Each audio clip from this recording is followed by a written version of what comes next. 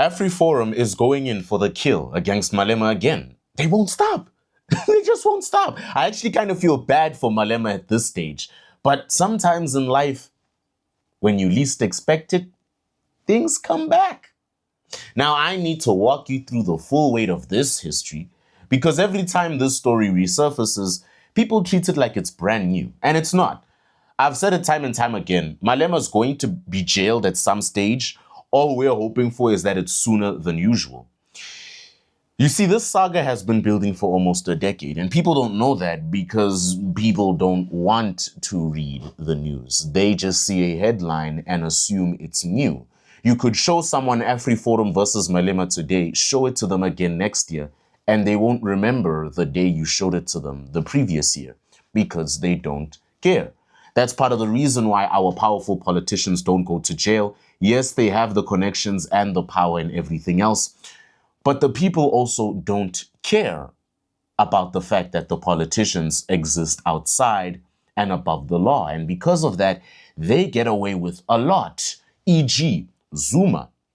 So Afriforum and Afribusiness went to the North Gauteng High Court. You want to know who else is going to go to the North Gauteng High Court? Me. If you don't like and subscribe and buy me a coffee, links in the description below. Anyway, they went to the North Gauteng High Court and secured an interdict, a formal court order blaming Malema and the EFF from inciting people to trespass on or illegally occupy land. Simple, direct. Don't tell crowds of people, Malema, to go take land that isn't legally theirs. That's catastrophic and it's not right. And Malema's response to that order over the years has been an absolute masterclass in doing everything except complying with that and not going to jail. He appeared. I mean, he did appear and appealed. Then he lost. He lost. Every time he appealed, he lost because he went again to appeal when he went to the Supreme Court of Appeal, lost, and then took it all the way to the Constitutional Court. In case you don't know what that is, that's South Africa's highest court. Every court is like little piece of stones in the giant infinity glove that is called the Constitutional Court. They have the final word. They're the same group of folks that made Ramaphosa breathe with a sigh of relief this week and last week after saying they have denied all the appeals of every political party that doesn't agree with the fact that Ramaphosa's Phala impeachment process will be further delayed. So they have the final word, whether we like it or not. That's the place where legal arguments go to either survive or to die. And then he lost there too. So not once, twice. He lost twice in early 2023 and again September 2023. The first time he went to a regular court to appeal, and then the second time he went to the Constitutional Court. Every single door he tried to walk through got closed in his face by the country's most senior judges, the ones who just don't care about who you are. They don't care about who your father is, whose friends you are with. They just look at the actual law and what you did and the actual facts that back the law and judge you from there. Now, this is the part that makes Afriforum's latest move make total sense. You see, after losing at the absolute top of the judicial food chain twice, I did say in the previous episodes, I'm never going to stop saying that, Malema lost twice. After losing twice, Malema goes and gives a speech some years later at the University of Limpopo. Public lecture and starts talking, right? He starts talking, basic Malema talk. The whites are the reason why we're all in this mess. You know Malema's speeches. I'm not going to give you context. Eventually, he starts talking about how young people eventually occupying a farm in Stellenbosch could be convenient.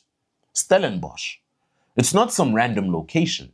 If you know your geography, Stellenbosch specifically, which if you know anything about South African symbolism, is about as loaded a choice as you can make. Why? If you know the history of South African Stellenbosch, Stellenbosch is the place of old money, the multi-generational wealth white families. It's the wine country, Afrikaner heartland. So Malema knew exactly what he was doing by saying things about Stellenbosch. He knew he was going to make the underprivileged kids he was talking to feel bitter. He knew, and he was going to use that outrage to make it look like telling them to occupy that land was a good thing. He wasn't being subtle. He knew exactly what message that sends and exactly who it's aimed at. Imagine going to the University of Limpopo and talking to many of the kids of Limpopo origin, especially the ones who grew up in the rural areas, telling them about Stellenbosch and the kids from Stellenbosch who are from old money and this and this and this and how they are descendants of the colonizers. That's one way to rile up an underprivileged crowd, especially when they're hearing it from you, a black supremacist. So this time, Afriforum isn't doing round 15 of appeals and procedural back and forth. They've gone straight for contempt of court. They are asking for a 500,000 Rand fine against the EFF as an organization. And this is the part that should actually make people sit up. They want Malema personally sentenced to up to 18 months in prison, or as they phrased it, another appropriate punishment, which is basically legal language for we are flexible on the exact mechanism. We just want consequences to actually land this time. And because we can, we're going to hit you as much as we possibly can before you spring back up like the industry plant you are and the industry plant you have become.